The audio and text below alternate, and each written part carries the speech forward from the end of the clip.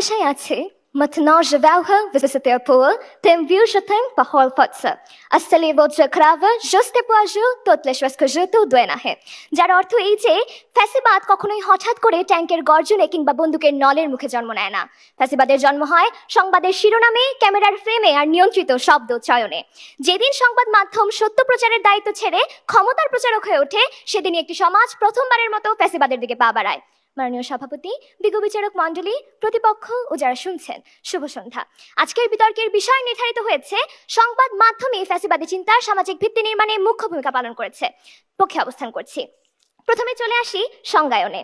সংবাদ মাধ্যম, আজ আমরা সংবাদ মাধ্যম বলতে বোঝাচ্ছি সেই কাঠামোকে যা রাষ্ট্রের লাইসেন্সধারী এবং যাদের তথ্যের দায়বদ্ধতা আছে, অর্থাৎ সকল টেলিভিশন চ্যানেল, প্রিন্ট মিডিয়া, সংবাদপত্র এবং তাদের ভেরিফাইড ডিজিটাল পোর্টাল।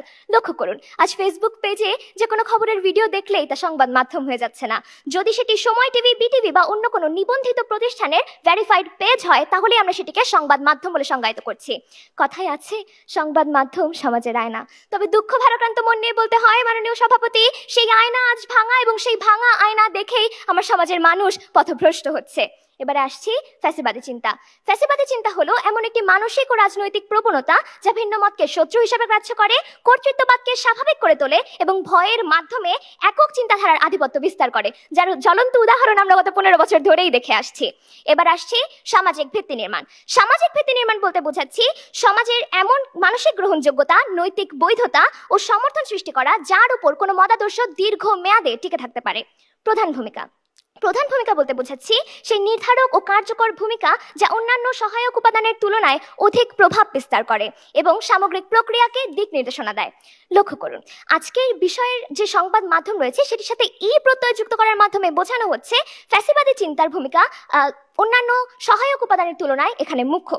বিজ্ঞ প্রতিপক্ষ, আজ আমরা কখনোই বলছি না যে কেবলমাত্র সংবাদ মাধ্যমের ভূমিকাই এখানে একমাত্র ভূমিকা হিসেবে কাজ করছে।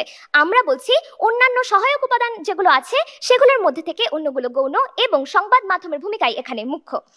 আমি ও আমার দল তথ্য ও তথ্য প্রদানের মাধ্যমে আজ এটাই প্রমাণ করে যাব। মাননীয় সভাপতি, সেই মুখ্য ভূমিকা পালন করতে আজ সংবাদ মাধ্যম 4 দিক থেকে কাজ করছে। কি কি? 1. সত্য বিকৃতির মাধ্যমে জনমত নিয়ন্ত্রণ। 2. ভয় ও ঘৃণার রাজনীতি তৈরি। 3. ভিন্নমত দমনে নৈতিক বৈধতা প্রদান। ও 4. জনগণকে নিষ্ক্রিয় দর্শকে পরিণত করা। প্রথম দিকটা আমি বিশ্লেষণ করছি, পরের 3টি দিক বিশ্লেষণ করবেন আমার দলের বাকি 2 বক্তা। মাননীয় সভাপতি, সংবাদ মাধ্যম যখন সম্পূর্ণ মিথ্যা বলে না, অর্থাৎ অর্ধ সত্য বলে, যখন সত্যের একাংশ আমাদেরকে দেখায় ও অন্যাংশ সম্পূর্ণভাবে আড়াল করে যায়, তখনই শুরু হয় সবচেয়ে ভয়ঙ্কর নিয়ন্ত্রণ। তার জনমত বিকৃতির মাধ্যমে